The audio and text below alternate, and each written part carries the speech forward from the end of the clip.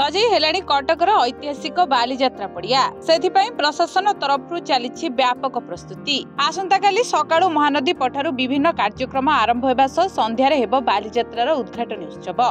8 दिन धरी मुक्ताकाश वाणिज्य मेला चलिबाकु थिबा बेले यार भरपूर मजा नेबे दर्शक। सकाळु महानदी गर्भरे 20,000 शालपत्रे तैयारी डंगा भसा जिबार योजना रहिछि। सेहिपरि संध्यारे मुख्यमंत्री करकमल रे बालीजात्रा उद्घाटन हेबो।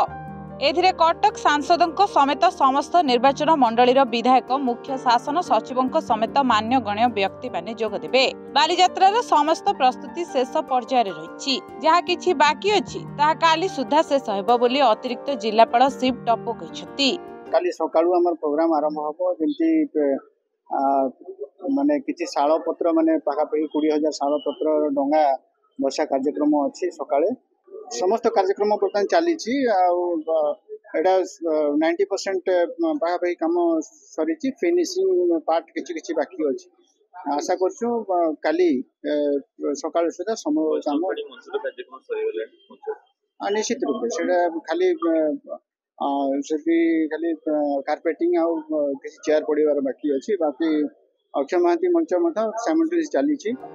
ऊपर पड़िया रे उठा व्यवसायी को बसिबाकु सुजोग दे जाइछि। एहासह दहिबरा पई स्वतंत्र जोन मध्य खोला जाइछि। पिलामानंको मनोरंजन पई प्ले जोन मध्य करा जाइछि। सेबटे ऊपर पड़िया प्रसंग रे जिला प्रशासन को इंगित करिसंती सांसद भर्तृहरि प्रताप। 60 वर्ष तळे बालीजात्रा स्टेडियम सामने भी होतला।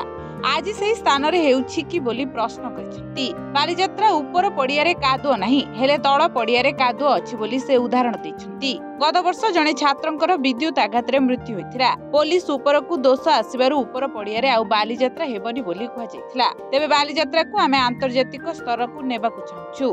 तेणु अधिक जागार आवश्यकता अछि बोली भर्तृहरि कहिसंती। बालीजात्रा रो काया बढ़ुछि।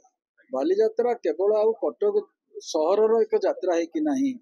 बालीजात्रा आउरी अधिक परिमाण रे राज्य स्तर रे है कि वर्तमान आमे ताकू राष्ट्रीय स्तर को नौचे पुणी आंतर्जातिक स्तर पे उद्यम करूचंती।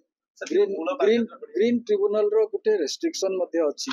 जेहेतु आमे ताकू गुटे इंटरनेशनल लेवल को नवा पई चाहूचंती। जागार आवश्यकता अछि। तेणु ऊपर बालीजात्रा पड़िया रे बालीजात्रा हवा मध्ये दरकार जेंति तळ पड़िया रे होउछि।